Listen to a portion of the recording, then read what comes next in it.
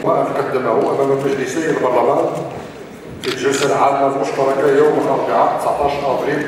La non-approbation de la loi de finances 2017 dans les temps et selon les procédures convenues habituelles a impacté durement et sévèrement les entreprises. Ça a eu un effet dévastateur, redoutable sur la trésorerie des entreprises et sur leur pérennité, puisque ça a conduit à la banqueroute et à la faillite de plusieurs entreprises, surtout celles, les PME, PMI, et celles qui sont en connexion, en alignement avec les marchés publics, avec l'administration. Donc ça a impacté durement leur trésorerie.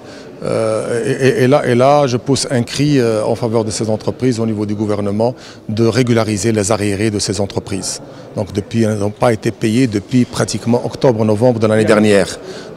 Moi je vous dis, toutes les entreprises qui ont un marché public n'ont pas été payées au moins en point depuis décembre de l'année dernière. D'ailleurs, les grands travaux au niveau de l'équipement, au niveau de Casablanca, le pont sur Sidi Marouf, etc., ils sont à l'arrêt. Ils sont à l'arrêt parce qu'il n'y a pas eu, justement, parce que c'est tout à fait normal, parce qu'il y a eu, parce qu'il y a eu des difficultés au niveau de la constitution du gouvernement, donc il n'y a pas eu de loi de finances, il n'y a pas eu justement de procédure d'approbation par le Parlement. C'est tout à fait régulier, mais là, moi je parle au niveau des résultats. Le résultat est malheureusement très sinistre. Au niveau de la déclaration elle-même, je peux dire deux mots au niveau des chiffres macroéconomiques. 8,5 au lieu de 9,5 au lieu dans le volet concernant l'emploi et le chômage plutôt.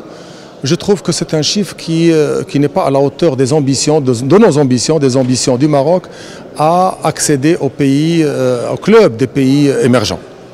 Donc sur 5 ans, un point au niveau du chômage n'est pas très important, mais ça dénote justement des limites du modèle de protection sociale au Maroc qui date depuis l'indépendance, qui a produit un chômage de masse, qui n'a pas produit d'emploi suffisant, qui a produit un emploi essentiellement masculin, qui ne prend pas en ligne de compte toutes les innovations, toute la révolution contenue au niveau, notamment la révolution numérique, les nouveaux emplois, l'ubérisation de l'économie, etc.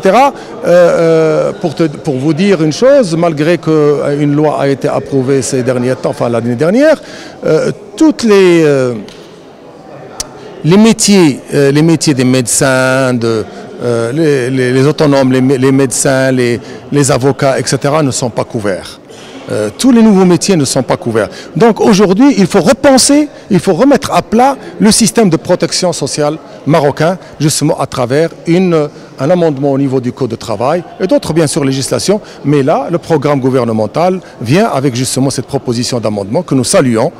C'est une bonne chose, avec bien sûr apporter une certaine flexibilisation responsable au niveau des relations contractuelles, ce qui va amener une certaine sécurité et une certaine qualité au niveau de l'emploi et au niveau des relations contractuelles. Sur l'emploi toujours, et la formation, bien sûr, ils sont en corrélation très intime. Malheureusement, les entreprises ont besoin de certains profils et l'université produit d'autres profils. Donc là, aujourd'hui, avec justement ce nouveau système, cette nouvelle réforme, il faudrait mettre en alignement et en convergence les besoins des entreprises avec la production des compétences. Globalement, moi je dis que ce programme, quand même, il y a une certaine convergence sur les principaux points, mais peut-être le rythme de réalisation, il faudrait aussi remettre à plat le modèle aussi je parlais tout à l'heure de modèle social, de modèle de protection sociale, le modèle économique marocain qui a été pointé de doigt par le rapport de la Banque du Maroc. Le modèle économique marocain a prouvé ses limites, on ne peut plus arriver à des résultats très très probants. Donc on va rester sur 3,5, 4,5, etc. Il faudrait une réingénierie de ce modèle-là. Donc il faudrait innover. Mais en général, je dis que nous sommes en convergence et en alignement avec le programme gouvernemental, puisqu'il n'y a que les axes essentiels.